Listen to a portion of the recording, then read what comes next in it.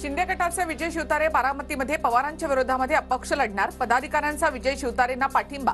कार्यकर्ते पदाधिकाऱ्यांसोबतच्या बैठकीमध्ये एकमताने ठराव मंजूर। अजित पवार उर्मट, त्यांचा उर्मटपणा अजून गेलेला नाही। बारामतीमधील घराणेशाही विरोधात लढणार। प्रस्तावितांच्या विरोधामध्ये दंड थोपटले पाहिजेत, शिवतारेंचा निर्धार। माझ्या विरोधामध्ये अजितदादांनी खालच्या पातळीवर जाऊन प्रचार केला। अजितदादा कुणाशीही नीट बोलत नाहीत, विजय शिवतारे यांची अजित पवार यांच्यावर टीका। सुनेत्रा पवार बारामती आणि पुरंदर दौऱ्यावर। सुनेत्रा पवारांच्या हस्ते विविध विकास कामांचं भूमिपूजन। उमेदवारी जाहीर होण्याआधी सुनेत्रा पवारांकडून बारामती लोकसभा मतदारसंघात जोरदार प्रचार सुरू।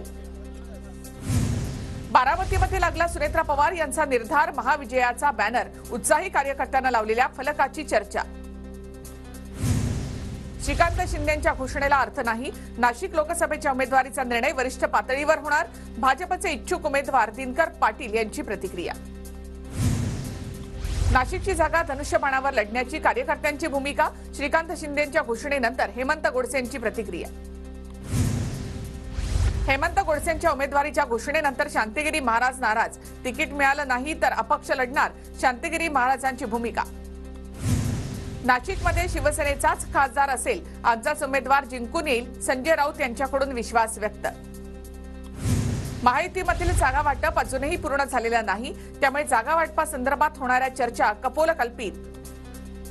महायुतीमधील जागा वाटपाच्या चर्चेवर बावनकुळेंची प्रतिक्रिया। भाजपमध्ये किमान 250 खासदार परत निवडून येणार नाहीत।